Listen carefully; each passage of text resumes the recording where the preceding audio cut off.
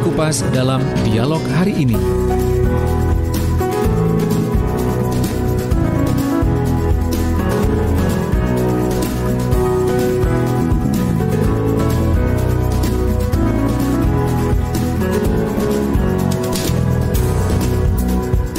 Assalamualaikum warahmatullahi wabarakatuh. Selamat sore, apa kabar sahabat yang mendengar dan melihat suara Sidoarjo. Terima kasih ya, Anda masih terus bersama kami. Dan pada hari Sabtu, mulai jam 3 sampai jam 4 sore, kita ada yang namanya Ruang Psikologi. Untuk edisi hari Sabtu ini, tanggal 30 Januari 2020, akan membahas tema pilih atau letih. Pilih atau letih. Nah, ini maksudnya apa ya? Nanti akan coba kita tanyakan lebih jauh dengan Dr. Bagus Aniputra PhD. Beliau adalah psikolog dan juga konsultan sumber daya manusia. Assalamualaikum Cak Bagus. Waalaikumsalam warahmatullahi wabarakatuh. Luar biasa, kelihatan ganteng dan seger ini. Alhamdulillah, alhamdulillah sehat selalu. Cak Bagus atau beliau biasa dikenal sebagai Ustadz Bagus. Aduh. Dan 2 minggu sebelumnya kita tidak sempat berjumpa begitu ya Cak Bagus ya, karena kendala alam. Alhamdulillah kita pada kesempatan hari ini bisa bersua kembali. Alhamdulillah, ini Cak Panji. Baik, Cak Bagus, saya coba cek ke Zoom dulu apakah Prasetyo ikut? Sudah ada? Oh, baru join. Oke. Saya sapa dulu sahabat-sahabat di Ersal Nganjuk. Ada Cak Pras, selamat sore. Assalamualaikum Cak Pras. Assalamualaikum warahmatullahi wabarakatuh. Selamat sore pemirsa, saat ini kita akan bergabung dengan Ruang Psikologi. Baik, Cak Pras. Ya. Iya, Cak Pras, di Nganjuk apakah lagi hujan atau cerah ini? Saat ini lagi Gerimis ya, gerimis mengundang begitu ya. Kayak lagunya Slam ini. Baik. Dan untuk Anda sahabat yang ingin ikut dalam program Ruang Psikologi ini, silakan Anda bisa bergabung di 0821 3264 109 atau di telepon kami 031 896 1514, di mana Ruang Psikologi ini juga disiarkan di FM 105,3 Ersal Nganjuk, FM 88,9 Praja Angkasa Trenggalek, FM 90,1 RGR Tulungagung, dan FM 91,9 Mahardika Bondowoso. Nah, temanya ini bikin penasaran, pilih atau letih. Wah, kalau memilih letih itu rasanya kok capek gitu ya. Lebih jauh bersama Cak Bagus. Monggo Cak Bagus bisa dijelaskan terkait dengan tema kita untuk sore hari ini, pilih atau letih. Iya, terima kasih Cak Panji, Cak Pras. Ini jadi gini, ada suatu kata pepatah atau suatu istilah dari seseorang ahli yang dia mengatakan life is sum of choices. Life is sum of choices. Jadi kehidupan ini adalah sekumpulan atau kumpulan dari beberapa pilihan. Contoh aja pilihan dari masalah pilihan yang simpel dan juga pilihan yang rumit atau lebih kompleks. Yang simpel contohnya misalnya, hari ini saya mau siaran di Suara Sidoarjo. Saya mau pakai baju apa ya? Itu kan milih juga artinya. Memilih pakai baju yang mana itu memilih. Begitu juga nanti misalnya kalau kita mau berangkat kemana itu memilih jalan yang mana, itu pasti ada pilihan juga. Yang kompleks itu misalnya kalau kita mau memilih tempat pekerjaan, memilih jodoh, memilih suatu proyek atau pekerjaan, itu yang kemudian lebih kompleks daripada yang simpel tadi. Jadi memang betul yang disampaikan Albert Camus tadi bahwa life is sum of choices. Jadi hidup ini merupakan sekumpulan dari beberapa pilihan-pilihan yang ada. Nah, kenapa saya ambil tema pilih atau letih ini? Karena biasanya kadangkala orang itu tidak mau memilih, kemudian berada tetap di comfort zone atau di zona nyaman, kemudian berada di situ meskipun sebenarnya comfort zone atau zona nyaman itu dirasakan tidak nyaman lagi sebenarnya. Tapi merasa bahwa disitulah yang mungkin merasa paling aman, paling nyaman, tapi tidak pengen berpindah atau tidak pengen berubah yang lebih baik lagi. Itu sehingga kita mengatakan ya kita akan memilih atau kita akan letih pada zona yang kita pilih itu, meskipun itu bukan pilihan yang sebenarnya lebih baik. Jadi kita harus mengambil suatu keputusan yang itu memang beresiko. Sehingga pengambilan keputusan ini memang diambil penuh dengan resiko. Misalnya, saya ditawari pekerjaan. Nah, pekerjaan ini apakah pekerjaan yang lama ataukah pekerjaan yang baru? Itu juga kita harus memilih. Karena kalau kita tidak akan memilih, akhirnya kita lama-kelamaan akan letih pada kondisi tertentu. Oh iya ya, kenapa kok kemarin aku tidak memilih yang pilihan yang baru? Atau misalnya kita sudah memilih yang baru, tapi kemudian kita letih berada di yang baru, kita, loh kenapa ya, saya kok memilih kemarin ya. Jadi pilihan itu juga mengandung unsur letih. Itulah namanya pengambilan keputusan yang harus kita pertimbangkan. Nah, kenapa orang kadangkala takut untuk memilih secara psikologis? Yang pertama, orang itu takut gagal. Jadi ini dialami oleh teman-teman kita yang mau berusaha biasanya. Mau berwira swasta atau berwirausaha. Jadi sudah sudah punya pekerjaan tetap, tapi punya pilihan untuk berwirausaha atau entrepreneur. Tapi kemudian dari entrepreneur ini mencoba untuk berwirausaha karena takut gagal, maka dia tidak memilih untuk jadi entrepreneur dan tetap menjadi karyawan. Nah, tentunya ketika kemudian lihat orang sukses dengan pilihan jadi entrepreneur, sementara dia masih jadi karyawan, ini letihnya tuh di situ. Lihat orang sukses sementara dia sendiri masih belum sukses berada pada pilihan yang lama. Itu artinya dia pun untuk memilih kemudian menjadi yang baru itu takut gagal. Yang kedua, sudah terbiasa. Jadi dalam pikiran manusia itu kalau sudah melakukan hal biasa, mau beralih menjadi sesuatu yang di luar kebiasaan, itu menjadi gamang atau menjadi ragu-ragu. Itulah yang kemudian orang itu sudah gagal duluan karena belum mewujudkan suatu pilihan. Nah, pilihan atau pengambilan keputusan itu, kalau pengen kita sukses, sebenarnya kita punya 3 sumber daya yang diberikan Tuhan kepada kita. Yaitu yang pertama, akal sehat. Jadi orang mengambil keputusan biar tidak letih, itu kita menggunakan 3 sumber. Yang pertama adalah akal sehat atau logika kita. Jadi misalnya kalau saya pengen menjadi karyawan ataukah saya ingin menjadi pengusaha atau jadi wirausaha, maka saya harus memperhitungkan segala sesuatu resiko. Kalau saya jadi karyawan, maka saya punya gaji tetap. Tidak perlu saya pusing-pusing, pokoknya saya punya jagan-jagan ya, atau antisipasi pengeluaran saya sekian, saya punya gaji tetap sekian. Tapi kemudian akal sehat kita menentukan juga kalau kita jadi pengusaha atau jadi wirausaha, belum tentu kita punya gaji tetap. Tapi pendapatan yang kemudian lebih besar, ada kemungkinan seperti itu. Jadi secara akal sehat kita bisa mempertimbangkan kekuatan, kelebihan, atau kelemahan ketika kita mengambil suatu keputusan. Itu yang disebut sebagai akal sehat. Yang kedua, pengalaman. Pengalaman itu belum tentu pengalaman dari diri kita sendiri. Misalnya kalau kita jadi karyawan, kemudian ingin jadi berwirausaha, tentunya kita akan berkaca atau belajar dari orang lain yang sudah punya pengalaman berwirausaha. Ini yang kemudian kita jadikan referensi kita untuk menentukan pengambilan keputusan kita. Apakah tetap mau jadi karyawan atau mau jadi pengusaha? Tentunya kita belajar dari pengalaman orang lain kalau kita memang belum punya pengalaman ke arah sana. Kemudian yang ketiga itu adalah intuisi atau kata hati. Nah, intuisi atau kata hati ini memang ditentukan dari kedekatan kita dengan ilahi atau kedekatan kita dengan Tuhan.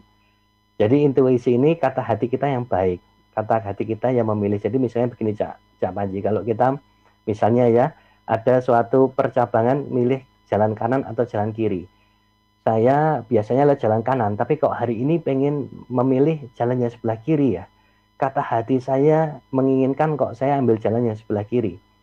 Ternyata setelah saya ambil jalan yang kiri dan saya dapat informasi dari radio Suara Sidoarjo misalnya, oh ada kemacetan lalu lintas di sebelah kanan, atau ada kecelakaan yang mengakibatkan kemacetan lalu lintas di sebelah kanan. Kalau saya memilih tadi yang sebelah kanan tidak sesuai dengan hati nurani atau intuisi saya, maka yang terjadi adanya terjebak kemacetan tadi. Jadi intuisi ini kata hati yang menuntut kita pada kebaikan. Nah, memang intuisi ini bisa kita latih dan itu merupakan bisikan dari Tuhan ya. Kalau kita dekat dengan ilahi. Jadi Tuhan itu akan membisikkan kepada kita tidak di telinga, tapi membisikkan kita itu kepada kata hati kita yang paling dalam. Jadi ada 3 hal itu Cak Panji, akal sehat, pengalaman kita, dan juga intuisi. Ini 3 tips untuk mengambil keputusan. Juga bagi teman-teman yang sedang sekarang ini bingung untuk memilih jodoh, mau yang A atau B gitu ya. Nah, ini tentukan dengan akal sehat, tentukan dengan pengalaman, dan tentukan juga dengan intuisi atau kata hati. Demikian Cak Panji. Baik, itu penjelasan dari Dr. Bagus Ani Putra PSI, psikolog dan konsultan SDM tentang tema kita pilih atau letih.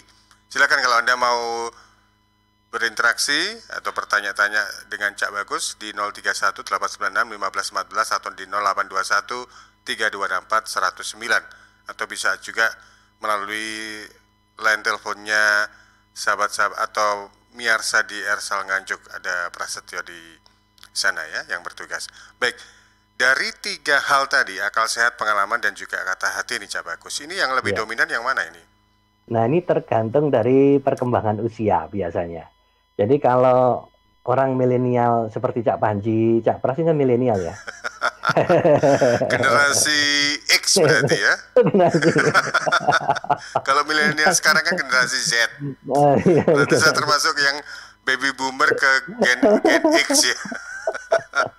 Manusia Jadi kalau usia di bawah 30 tahun itu, 30 sampai 35 di bawah itu ya, itu akan lebih banyak secara perkembangan psikologis, akan lebih banyak mengutamakan akal sehat. Ya, maksimal 40 tahun akan banyak mengandalkan akal sehat. Tapi kemudian kalau yang berkaitan dengan yang 40 tahun ke atas itu sudah banyak pengalaman dan intuisi yang bermain. Jadi tidak bisa menyalahkan ya, jadi tidak bisa mana yang lebih baik. Tetapi kadangkala kita sudah berbekal akal sehat, sudah memastikan nih, saya pengen keluar dari perusahaan untuk kemudian berwirausaha. Sudah hitung-hitungan juga gitu ya? Hitung-hitungan, ada investor gitu ya, akal sehatnya oke, pengalamannya oke, begitu ya, pengalamannya dari orang lain juga dia sudah menyerap, ada investor, jadi kalau hitung-hitungan dia jadi pengusaha, insya Allah akan sukses gitu ya. Tetapi kemudian kok kata hati, jangan dulu deh, ntar deh gitu ya. Kemudian ini kok ada kata hatiku nggak enak ini.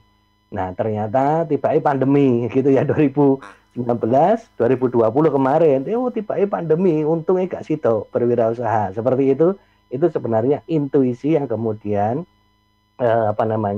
mendominasi dari pengambilan akal sehat dan pengalaman. Cuman kita tidak bisa memberikan stressing mana yang lebih baik, itu tergantung dari satu perkembangan usia, yang kemudian kematangan, dan yang ketiga kita lihat situasi kondisi apa yang mau diambil keputusan. Kalau saya tiga-tiganya saya kombinasikan Cak Panji. Baik. Tapi kalau bicara tentang intuisi atau kata hati seperti yang disampaikan oleh Cak Bagus tadi, tahapannya mungkin dari faktor kedekatan kita dengan yang kuasa begitu ya. Kadang-kadang juga ini menggerakkan kita untuk melakukan hal yang di antara beberapa pilihan gitu, melakukan hal pilihan yang lain begitu. Ini tujuannya juga akhirnya baik untuk kita begitu ya Cak Bagus gitu ya. Betul Cak Panji. Baik. Dan kalau ingin tahu mungkin bagi sahabat pendengar yang ingin intuisinya lebih maksimal begitu ya, mungkin Cak Bagus, Ustadz Bagus ini juga punya amalannya gitu. Jadi pernah ada suatu kejadian dulu itu kan saya mau ketika saya aktif di Universitas Airlangga itu kan ada lembaga pengkajian pengembangan psikologi terapan. Di situ akan ada investasi berkaitan dengan alat tes psikologi yang harganya ratusan juta waktu itu. Tapi kemudian secara akal sehat, secara pengalaman sudah oke, kita mengambil keputusan.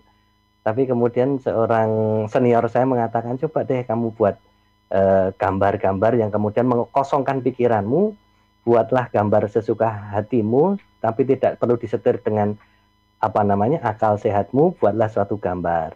Terus saya mencoba sampai saya kosongkan pikiran, begitu kemudian saya gambar. Akhirnya kami berlima pada waktu itu, saya mencoba menerjemahkan gambar saya ini, dan kami berlima orang ini bersepakat secara objektif bahwa apa yang saya gambar itu adalah ombak yang tinggi menjulang tinggi. Ya ini mungkin saya kemudian memutuskan berlima, kalau gitu hati-hati nih, jangan-jangan nanti setelah kita ambil alat tes yang kita investasikan ratusan juta ini, jangan-jangan ini nanti bermasalah.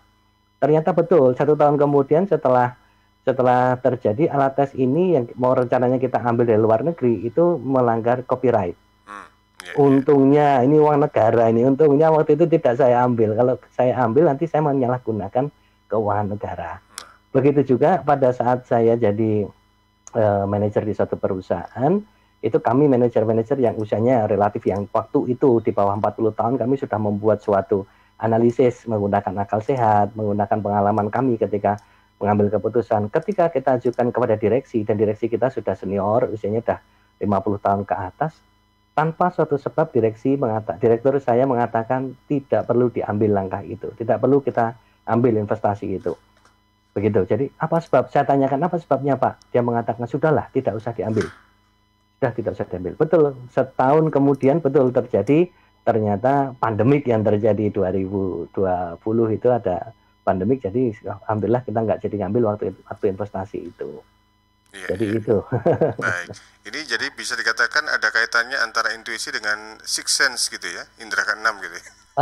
Sebenarnya setiap orang itu punya intuisi. Setiap orang punya intuisi. Contoh kecil saja. Contoh saya punya mahasiswi dulu beberapa tahun yang lalu. Dia itu naik travel perjalanan dari Surabaya ke Jogja atau ke Solo ya, dari Surabaya ke Solo, kemudian naik travel kecelakaan di daerah Ngawi. Nah, dari 7 orang penumpang ini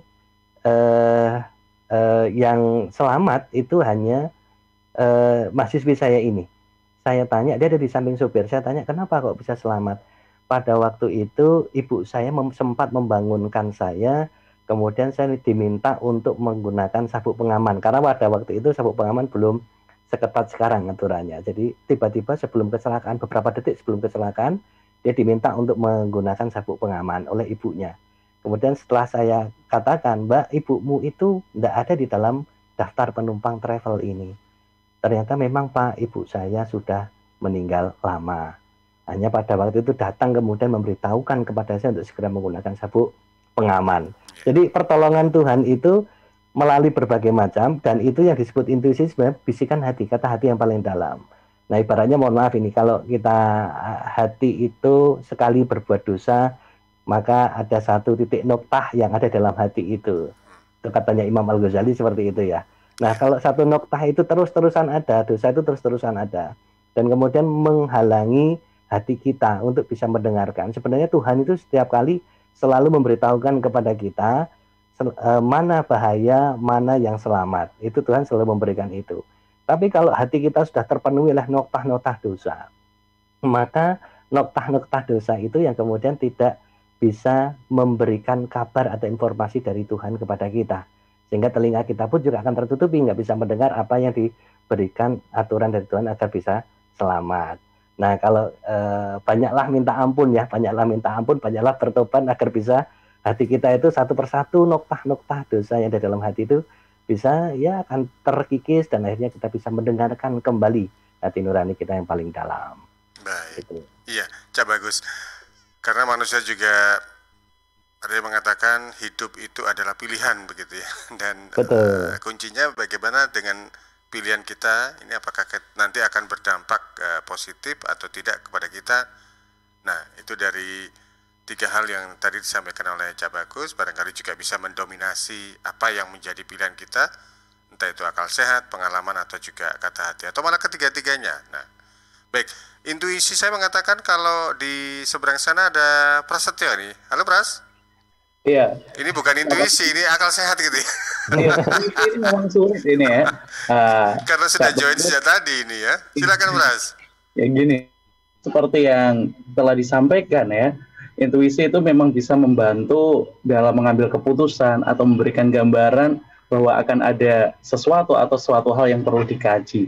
Tapi meski demikian kan tidak semua orang memiliki intuisi baik dan sensitif. Mungkin Cak Bagus ini bisa memberikan tips bagaimana sih untuk melatih intuisi ini bisa tajam gitu. Iya, baik. Ya, bisa tajam, setajam silet begitu ya. Baik, Cak Bagus ditahan dulu untuk jawabannya, dan juga untuk pemirsa serta sahabat, kita jeda dulu kurang lebih 5 menit untuk mengikuti beberapa pesan berikut ini. Baik, sahabat pendengar dan pemirsa, masih bersama di Ruang Psikologi, kami akan kembali sesudah beberapa pesan berikut ini. Suara Sidoarjo, Lembaga Penyiaran Publik Lokal Pemerintah Kabupaten Sidoarjo. sahabat, penularan virus corona bisa dicegah lewat perilaku hidup bersih dan sehat. Cuci tangan pakai sabun di air yang mengalir. Kalau batuk dan bersin, terapkan etika batuk. Kemudian mengkonsumsi makanan yang bergizi dan sudah dimasak sempurna. Rajin olahraga, istirahat yang cukup. Kalau ada gejala demam, batuk, sesak nafas, pernah kontak dengan orang dari negara atau daerah terjangkit, atau dari kunjungan negara atau daerah terjangkit, segera ke pelayanan kesehatan terdekat. Bisa juga hubungi call center kesehatan 119 untuk sambungan cepat 24 jam siaga. Sekali lagi, call center 119 untuk sambungan cepat 24 jam siaga. Dan di 0811 3088 113 untuk sambungan layanan 24 jam kegawat daruratan medis. Sekali lagi di 0811 3088 113 untuk sambungan layanan 24 jam kegawat daruratan medis. Cegah penularan virus corona lewat hidup bersih dan sehat. Iklan layanan masyarakat ini persembahan Dinas Kesehatan Kabupaten Sidoarjo didukung Suara Sidoarjo. Panggilan sidang dari Pengadilan Agama Kabupaten Sidoarjo atas nama Siti Maryam binti Katam. Siti Maryam binti Katam dulu tinggal di Terungkulon RT 2 RW 1, Desa Terungkulon, Kecamatan Krian, Sidoarjo. Sekarang tidak diketahui dengan jelas tempat tinggalnya. Kepada saudari Siti Maryam binti Katam, dimohon hadir di persidangan Pengadilan Agama Kabupaten Sidoarjo, Jalan Hasanuddin nomor 90 Sidoarjo, pada hari Senin, tanggal 1 Februari 2021 jam 9 pagi. Panggilan sidang ini dari Pengadilan Agama Kabupaten Sidoarjo. 2/3 komponen penyusun tubuh kita adalah air. Perhatikan apa yang kita minum. Pilihlah yang bukan hanya menghilangkan haus, tapi punya nilai lebih. Untuk sehari-hari atau acara khusus, minum air dalam kemasan Santri, produksi Kepontren Sidogiri Pasuruan, yang tidak hanya menyehatkan, tetapi turut mengembangkan perekonomian umat. Santri, air minum dalam kemasan yang diambil dari mata air umbulan yang jernih, segar dengan kandungan mineral yang stabil, diproses melalui sand filter, carbon filter, disterilkan dengan ozon, dan sinar ultraviolet dengan teknologi water treatment melalui mesin pengisian otomatis. Santri bersertifikat halal MUI, BPOM, ISO 9001, dan SNI. Dapatkan dalam kemasan 120 ml, 240 ml, 330 ml, 600 ml, 1500 ml, dan kemasan galon. Info lengkap dan pemesanan air mineral dalam kemasan Santri, hubungi CV Lantabur, Jalan Sawo, RT 03 RW 01, Plumbungan, Sukodono, Sidoarjo. Telepon 0812 3404 0289. Air minum dalam kemasan Santri. Kalau kamu anak muda yang pengen nyoba narkoba untuk pertama kali, pikir-pikir dulu deh. Pakai narkoba merusak kemampuan belajar dan berpikir kamu, merusak kemampuan kamu beraktivitas dengan baik, bikin kamu bokeh, sementara pengedarnya tambah kaya. Dan narkoba gak bikin kamu lebih gaul. Kamu oke kok tanpa narkoba. Dengan hidup 100% sadar, sehat, produktif, dan tanpa narkoba. Sadari kalau hidup itu terlalu berharga buat sekedar mencoba-coba narkoba. Mulai hidup sehat dengan menjaga pola makan, pola istirahat, dan beraktivitas. Bikin hidup lebih produktif dengan berkarya di banyak bidang, lebih inovatif dan kreatif. Karena hidup 100% jadi pilihan untuk masa depan. Tinggalkan yang cuma setengah-setengah. Waktunya hidup 100%. ingat ya, kamu oke tanpa narkoba. Dipersembahkan oleh BNN Kabupaten Sidoarjo. Rokok opo gitu, kok putihan? Ya rokok kok, ya murah, ya akeh. Rokok ilegal ki. Masa rokok ilegal iki? Joki. Lah awakmu kok roh nek iki rokok ilegal? Rokok ilegal iki gak nek pita cukene. Samen paling roe bandrol kuwi lho. Rokoke kudu enek merek karo nama perusahaane sing terdaftar ndek bea cukai. Lokasi pembuatane ndek kene ya gak enek. Terus ndek kene rokok ilegal iki gak enek gambar karo peringatane teko pemerintah. Berarti rokok ilegal gak resmi no? Aduh ya mesti to Lemul. Rokok ilegal merugikan negara. Mergo ora mbayar cukai sing digembangun negara. Walah tutu, sepenting wong-wong gak roh. Loh, gak iso lagi. Makane to Le, tuku sing pasti-pasti ae. Aja ngawur. Laporkan peredaran rokok ilegal ke kantor Bea Cukai terdekat atau hubungi nomor 1.500 225 1.500 225. Iklan layanan masyarakat ini dipersembahkan Bea Cukai Sidoarjo. Ayo, ngewangi Bea Cukai, berantas rokok ilegal. Bea Cukai Sidoarjo, fokus mengawasi, tulus melayani. Kita semua pasti ingin semuanya balik normal. Bukan cuma sekedar new normal, apalagi balik lagi ke PSBB. Cepat atau tidaknya sangat tergantung pada tiap warga Sidoarjo. Jadi, selalu dan tetap ikuti aturan dan protokol kesehatan. Seperti pesan dari Hudiono, PJ Bupati Sidoarjo. Saya mengharapkan dan menghimbau kepada masyarakat Sidoarjo, saat ini kita sedang fokus untuk antisipasi pencegahan COVID-19. Ingat tetap menjaga protokol kesehatan. Sidoarjo hebat, baik, berkualitas, cepat, dan terhinas. Warga Sidoarjo, jangan lupa tetap patuhi protokol kesehatan agar Sidoarjo segera normal dan kita semuanya balik dan bisa beraktivitas dengan tenang, lebih sehat. Pesan ini disampaikan oleh pemerintah Kabupaten Sidoarjo dan Radio Suara Sidoarjo. Halo, Assalamualaikum warahmatullahi wabarakatuh. Saya Denny Caknan menghimbau untuk seluruh masyarakat Jawa Timur agar tidak tertular oleh COVID-19, maka kita harus menaati protokol kesehatan yang berlaku. Khususnya memakai masker, jika berpergian menjaga jarak minimal 1 meter, dan tentunya harus didukung dengan olahraga. Jatim bermasker, Jatim sehat.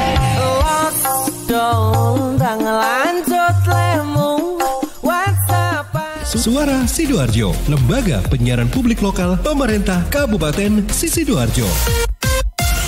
Baik, terima kasih sahabat pendengar, pemirsa dan miarsa di mana saja Anda berada. Kita masih bersama Ruang Psikologi bersama Dr. Bagus. Beliau adalah psikolog dan juga konsultan SDM, Dr. Bagus Ani Putra, ya, yang bisa Anda dengarkan untuk program ini di Ersel, Nganjuk, Praja Angkasa Trenggalek, RGR Tulungagung, dan Mahardika Bondowoso. Baik, Cak Bagus, sebelum menjawab pertanyaan dari Prasetyo, saya ada juga ini pertanyaan yang disampaikan lewat WA di 0821 3264 109. Pertanyaannya adalah, ketika kita menjadi sosok yang ini malas untuk memilih, apakah kita kategori orang yang letih dalam berpikir? Baik, terima kasih untuk Mas Wahyu yang ada di Krian. Baik, terima kasih Mas Wahyu. Monggo Cak Bagus. Iya, menjawab Cak Pras dulu tadi. Ini memang ada tips dan triknya untuk kita bisa mengasah intuisi. Karena kalau bisa kita kombinasikan di antara 3 hal ini, mulai akal sehat atau logika, kemudian yang kedua pengalaman, dan yang ketiga adalah intuisi atau kata hati.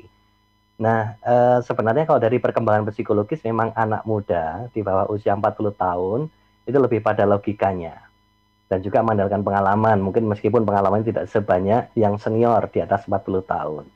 Nah, sedangkan teman-teman yang di atas 40 tahun atau sudah senior dalam sisi usia itu lebih banyak mengandalkan intuisinya. Tapi kalau bisa kita, berapapun usia kita, bisa kita kombinasikan itu. Jadi 3 hal itu bisa kita komunikasikan. Dan itu pun bisa kita latih, terutama ketika kita sudah pakai akal sehat, kita sudah pakai pengalaman, tapi kita juga bisa menggunakan intuisi atau kata hati. Nah, caranya bagaimana? Caranya begini, yang namanya logika, itu ini prinsip secara psikologis ya. Logika itu naik, maka emosi atau hati itu akan turun. Begitu juga kalau sebaliknya. Kalau emosi itu naik, kata hati itu naik, logika turun. Maka kalau kita sudah melakukan analisa menggunakan akal sehat dan analisa menggunakan pengalaman, kita pengen tanya kata hati kita, syaratnya adalah kosongkan logika kita. Makanya tadi ketika teman dosen saya yang senior mengatakan, coba kosongkan pikiranmu, kemudian jangan pakai pikiran apapun, kosongkan dulu semuanya. Kemudian gambarlah suatu gambar di kertas, coret-coretan itu dengan saya waktu itu merem atau terpejam mata saya ya, biar saya tidak memikirkan apapun, kosongkan terus. Kalau terbersit kemudian suatu pikiran, maka kita tidak boleh kemudian menggunakan gambar itu, pakai gambar yang baru.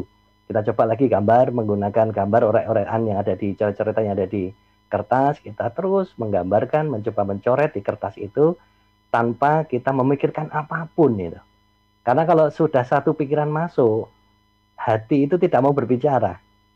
Nah ini prinsipnya orang ini sekarang ini stres, termasuk menjawab Mas Wahyu tadi ya. Kok saya malas memilih? Nah ini kalau sudah malas memilih, kosongkan pikiran. Karena manusia ini bisa stres kalau kakean mikir tapi kurang dikir.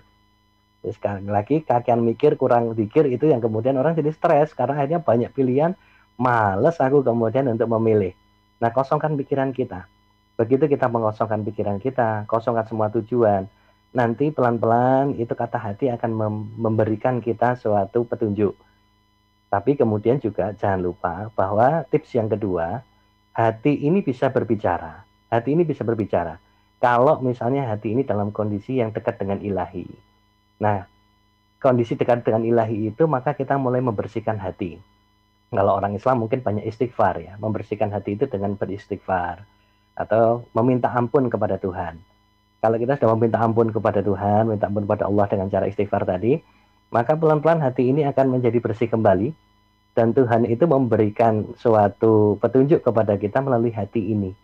Itu yang kemudian tips kita agar intuisi kita tetap jalan. Meskipun kita juga pakai logika, kita pakai pengalaman, kita pakai intuisi. Mana nanti yang akan menentukan? Biasanya intuisi nanti akan bermain. Jadi kalau sudah akal sehat, katakanlah nanti tadi mau investasi. Sekarang ini banyak para calon pengusaha-pengusaha yang tahun 2019 kemarin sudah mempersiapkan investasi untuk berusaha. Tiba-tiba kondisi pandemi tahun 2020. Nah ini katakanlah intuisinya gagal digunakan atau belum berbicara karena belum dilatih. Oleh karena itu ya caranya kita harus banyak melatihnya. Banyak kemudian kalau sudah kita mengandalkan pemikiran kita, tenangkan pikiran dulu. Kosongkan pikiran dulu, jangan terburu-buru untuk menentukan suatu keputusan. Kosongkan pikiran, kemudian di situ kita tentukan mana yang nanti kita akan pasrahkan kepada Tuhan, mana yang kemudian akan membuat kata hati kita ini untuk memilih di antara pilihan-pilihan itu. Kalau pertanyaan Mas Wahyu tadi mengenai malas memilih, itu sebenarnya hati-hati karena biasanya berdasarkan pengalaman, takut memilih itu karena juga takut gagal. Wah nanti kalau saya gini gagal, kalau sini gagal, ya sudahlah, saya berada di zona ini saja. Padahal ternyata zona itu meletihkan bagi kita. Nah ini yang kemudian, mari bagaimana cara kita memilih. Ini ada suatu cerita yang bagus dari seorang guru kepada murid-muridnya. Guru ini membawa suatu tabung atau toples gitu, toples yang besar dari kaca, kemudian membawa kerikil, membawa pasir, membawa air, dan membawa batu-batu besar. Kemudian sang guru ini menanyakan dari 4 materi atau 4 barang ini bisa tidak saya masukkan semuanya, mulai dari batu besar, kerikil, kemudian pasir, kemudian air, bisa tidak ini kemudian saya masukkan, kemudian masuk di dalam satu toples yang besar atau wadah yang besar yang kaca ini.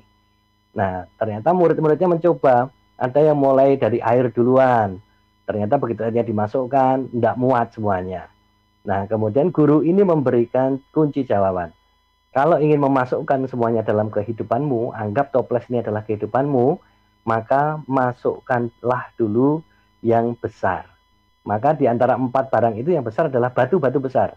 Batu-batu besar dimasukkan, kemudian batu-batu besar itu setelah dimasukkan, kemudian kita masukkan kerikil atau batu yang lebih kecil.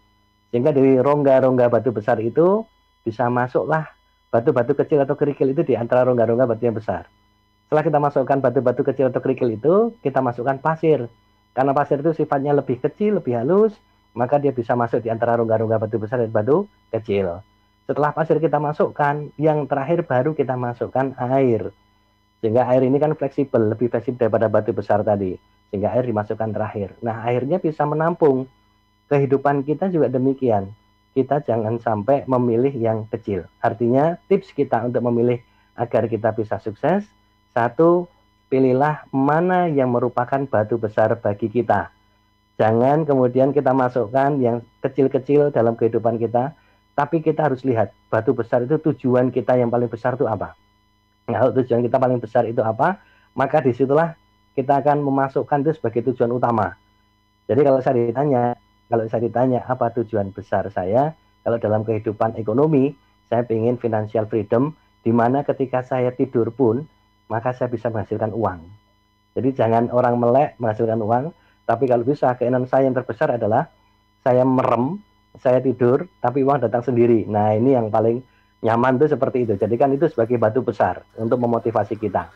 Kemudian yang kedua, diskusikan dengan orang terdekat. Kalau kita ingin memilih suatu pekerjaan, atau memilih jodoh, atau memilih sekolah bagi teman-teman yang masih sekolah, atau memilih perguruan tinggi seperti sekarang ini, nah tentunya kita harus diskusikan dengan orang-orang dekat. Dan yang ketiga, kita harus komitmen dan konsisten. Cak Panji dan Cak Pras, banyak orang yang sekarang ini melihat orang itu sukses di luar, kemudian dia ingin keluar dari perusahaan. Orang itu lihat temannya sukses jadi pengusaha, maka mereka ikut-ikutan jadi pengusaha. Tapi sebenarnya dia tidak tahu jatuh bangunnya jadi seorang pengusaha. Sehingga kalau ingin sukses itu harus komitmen dan konsisten, terus-menerus, istiqomah dijalani pekerjaan itu, nanti akan menghasilkan satu kesuksesan. Dan yang terakhir, dengan logika kita, tentunya kita sudah mempersiapkan antisipasi terhadap resiko atau kegagalan yang terjadi. Itu demikian jawaban saya untuk Mas Pras dan Mas Wahyu. Baik, ya terima kasih Cak Bagus, karena dari apa yang Anda sampaikan tadi untuk supaya kata hati intuisi kita lebih dominan, yaitu satu di antara caranya adalah mengosongkan pikiran. Saya jadi ingat tadi Deddy Corbuzier ini. Kosongkan pikiran, tatap mata saya. Saya ke Nganjuk dulu. Ya, silakan Mas. Ya, Cak Panji, terima kasih ini Cak Bagus ya. Dan ini ada dari teman-teman Ersal. Ini Pak Tito. Bagi pekerjaan yang tepat, saat ini saya sudah tidak semangat kerja di tempat kerja saya. Banyak hal yang menjadi masalah. Saya sudah ingin keluar. Dan di lain sisi, saat ini ada tawaran di tempat kerja, tapi gaji awal lebih sedikit dari pekerjaan saya saat ini. Sebetulnya, saya lebih suka job desk di kerjaan yang ditawarkan. Namun saya takut nanti akan muncul masalah yang sama. Terima kasih. Ya, Pak Tito ya di Nganjuk ya. Jadi begini, salah satu batu besar yang tadi saya sampaikan itu adalah passion kita. Jadi kalau Pak Tito tadi mengatakan bahwa saya ini kok tertarik dengan job desk, passion saya itu adalah job desk saya, pekerjaan yang ditawarkan ini, ambil yang itu. Kalau misalnya batu besar ini adalah passion, salah satunya adalah passion. Jadi kalau kita sudah bekerja tidak pakai passion, tidak ada gairah di situ, ya tidak akan inovatif. Tapi begitu kita sudah ketemu dengan passion kita, maka di situ insya Allah ada inovasi, dan ada orang Jawa mengatakan nemu dalane. Nanti akan menemukan jalannya. Begitu orang ketemu passionnya, itu apapun kesulitan, hambatan, resiko, itu pasti akan mudah dihadapi. Oleh karena itu setelah dipertimbangkan dulu secara logika, Pak Tito, jadi Nganjuk silakan dipertimbangkan dulu dengan kelebihan kelemahannya. Dan kemudian yang kedua, pilihlah dengan batu yang besar tadi. Tentunya batu besar itu termasuk di dalamnya adalah passion. Kalau memang passionnya itu adalah yang ditawaran pekerjaan yang baru, maka ambillah itu. Karena kalau khawatirnya dimanapun pasti ada hambatan. Kalau kita bekerja di tempat yang baru maupun yang lama pasti ada hambatan. Tapi kalau hambatan itu sudah berpassion, sudah menemukan passionnya, maka akan lebih mudah menghadapi hambatan itu dibandingkan ketika kita tidak punya passion dalam pekerjaan itu. Demikian Pak Tito. Baik. Kembali ke Nganjuk, Pras, ada lagi pertanyaan? Sebelum saya bacakan yang dari Suara Sidoarjo. Dari Rina, saya seorang ibu yang bekerja di luar kota, pulang 1 minggu 2 kali. Saya sudah ingin keluar bekerja, ingin fokus bersama keluarga. Tapi saya takut kekurangan dalam finansial keluarga kami. Mohonnya. Ya, jadi memang harus kita pertimbangkan antara financial problem dengan mengutamakan keluarga. Itulah yang disebut sebagai work-life balance. Nah, work-life balance itu tidak kemudian harus kita menentukan proporsi waktu kita untuk dengan keluarga lebih besar daripada waktu kita untuk bekerja. Yang terpenting kita ciptakan quality time dengan keluarga. Ini saran saya untuk Bu Rina. Quality time itu kita ya katakanlah hanya punya waktu Sabtu Minggu atau 2 hari dalam 1 minggu untuk keluarga. Tapi waktu yang sedikit ini berkualitas untuk keluarga dengan cara bagaimana? Ya sudah, kita tidak perlu memikirkan pekerjaan di kantor. Atau kalau perlu diminimalisasi penggunaan HP untuk menghubungi kantor atau berinteraksi dengan kantor. Itu yang membuat akhirnya kita punya quality time yang bagus. Karena memang financial problem, kita masih punya financial problem, itu yang mungkin harus kita utamakan terlebih dahulu. Untuk mengakomodasinya dengan cara work-life balance tadi, yaitu kita harus mampu menempatkan keseimbangan waktu meskipun tidak kuantitinya, tapi secara kualitasnya itu antara pekerjaan dengan keluarga. Nantinya jadikan mimpi Bu Rina untuk bisa financial freedom, punya kebebasan ekonomi, jadilah intrapreneur. Jadi kalau entrepreneur itu kita berwirausaha. Tapi kalau intrapreneur jadi pekerja, jadi karyawan, tapi bisa nyambi jualan online misalnya, itu akan lebih bagus lagi. Multi Nanti job kalau begitu ya? multi job, betul. Jadi nanti kalau ternyata multi job pekerjaan sampingannya itu termasuk sudah bagus, itu nanti bisa tinggalkan pekerjaan dan mungkin akan lebih punya waktu dengan keluarga. Tapi juga harus hati-hati, karena ternyata kita memandang wirausaha itu atau wira swasta itu lebih punya banyak waktu. Ternyata enggak, 24 jam sehari pun digunakan untuk bekerja, mikir pekerjaan, mikir dagangan. Gitu. Ya, belum lagi juga penghasilan ini memang kalau lagi banjir orderan sih gede, tapi kalau sepi kan kadang juga mikir juga gitu ya, Cak Bagus ya. Iya betul. Jadi sejak pandemi ini Cak Panji dan Cak Pras, sejak pandemi ini di luar negeri terutama itu banyak orang yang kemudian multi job. Jadi karena satu job itu tidak akan memungkinkan, karena mungkin pendapatan juga semakin menurun, tidak ada bonus dan lain sebagainya di satu perusahaan, maka bisa multi job. Seperti itu. Saya pun sekarang jadi multi job, jadi dosen tapi juga seorang karyawan. Begitu juga nanti Cak Panji bisa intrapreneur, jadi penyiar radio tapi sambil jualan online, itu bisa jadi intrapreneur. Jadi tidak harus meninggalkan pekerjaannya, demikian. Baik. Ya, ini ada satu pertanyaan dari Mbak Safira di Candi lewat 08213264 melalui WA. Ini pertanyaannya, kalau kita sudah memilih tapi akhirnya dari apa yang kita ekspektasikan tidak sesuai dengan realita, apa yang salah? Ya, tidak ada yang salah. Justru yang namanya pilihan yang kemudian kita anggap ini kok kemudian saya terjebak di sini, itu merupakan kekayaan pengalaman kita. Jadi ini kekayaan pengalaman kita perlu ditabung. Nanti untuk pengambilan keputusan berikutnya, kita coba lagi membuat suatu keputusan dengan pengalaman yang kita anggap bahwa ini mungkin kok saya letih di dalam pengambilan keputusan pengalaman yang ini, pekerjaan yang ini. Jadi tetap itu kita harus buat itu sebagai sesuatu yang ambil hikmahnya. Jadi jangan ambil negatifnya tapi ambil positifnya.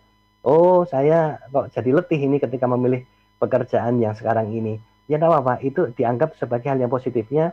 Saya akan lebih kaya pengalaman, sehingga nanti ketika saya kemudian menentukan pilihan berikutnya, ada tawaran pekerjaan yang lain, ini dijadikan referensi pengalaman kita untuk menentukan pengambilan keputusan berikutnya. Tidak ada yang salah Mbak Safira, itu semuanya jadi yang positif. Tetap semangat ya Mbak Safira di Candi ya. Kemudian terakhir saya ke Miarsa di Nganjuk, Pras.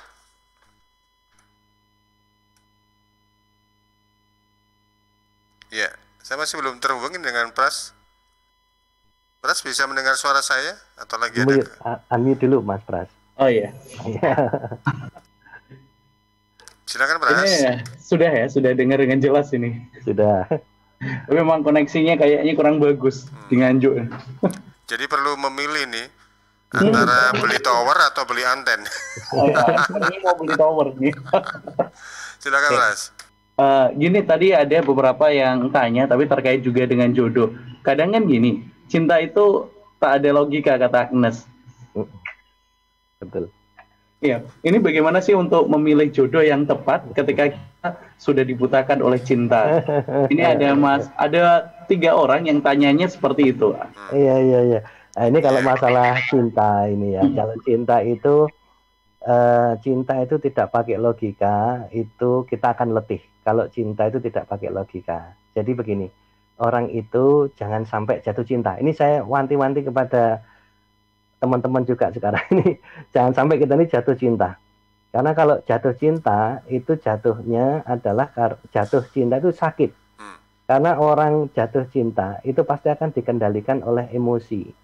Jadi misalnya nggak ketemu sama si dia, itu kok rasanya nggak bisa makan, nggak bisa tidur, selalu kemudian nervous. Nah, ini akhirnya kita dikendalikan oleh emosi atau perasaan kita. Tapi kita jangan sampai jatuh cinta, tapi kita berdiri di atas cinta. Artinya kita tidak disetir oleh perasaan kita, tapi kita tetap masih menggunakan logika. Artinya sekarang misalnya, saya sekarang baru LDR gitu ya, misalnya long distance relationship atau sambungan langsung jarak jauh gitu ya, meskipun berarti ongkos gitu ya, berarti hati, ya itu dianggap sebagai logika. Kenapa kok saya berpisah? Bagaimana caranya nanti ketika saya ketemu? Nah ini kita tetap berlogika. Jadi ketika cinta itu tanpa logika, hati-hati, itu justru nanti akan menjadikan kita jatuh cinta, dan cinta itu akan mendalikan kita dan kita akan sakit sendirinya. Jadi tanpa logika ya saya kira tidak bisa dijalankan, harus pakai logika juga. Bahkan memilih jodoh pun kita juga mempertimbangkan satu logika. Bobot bibit bebet kata orang Jawa seperti itu menggunakan logika. Nah cuman nanti bagaimana intuisi kita, kalau dipilih ternyata bobot bibit bebetnya sama, baru kemudian kita menentukan dengan intuisi kita mana kira-kira yang memang bisa nantinya membawa sakinah mawaddah warohmah. Ya, jangan sampai nambah kan gitu, sakinah mawaddah warohmah, wah kok nambah kan nggak bisa kan ya. Jadi sakinah mawaddah warohmah saja gitu ya. Jadi itu yang kita perlu logika juga untuk menentukan jodoh kita, tapi juga nanti intuisi biasanya akan bermain. Demikian Cak Panji, Cak Pras. Baik, Cak Bagus, waktu kita juga terbatas. Terima kasih untuk informasi dan juga hal-hal yang Anda sampaikan terkait pilih dan letih. Karena sebagai manusia, kadang-kadang kita juga seringkali atau mungkin beberapa kali dihadapkan pada pilihan ya. Misalnya pada waktu lulus sekolah kita harus memilih kira-kira kita sekolah ke A atau yang ke B. Nah itulah. Seperti yang disampaikan oleh Cak Bagus tadi, ada 3 hal yang kita bisa jadikan dasar untuk memilih: akal sehat, pengalaman, atau juga kata hati. Cak Bagus, sekali lagi terima kasih. Salam juga untuk keluarga, untuk Ibu Bagus di rumah, dan juga untuk putra-putri tercinta. Terima kasih. Assalamualaikum Cak Bagus. Waalaikumsalam warahmatullahi wabarakatuh. Ya, Pras juga terima kasih Pras. Salam juga untuk Miarsa di Nganjuk. Baik, demikian tadi sahabat pendengar dan pemirsa, Anda sudah mengikuti Ruang Psikologi Pilih atau Letih bersama Dr. Bagus Ani Putra, psikolog dan juga konsultan SDM. Saya Panji pamit. Sesaat lagi kita akan ikuti Potret Jawa Timur.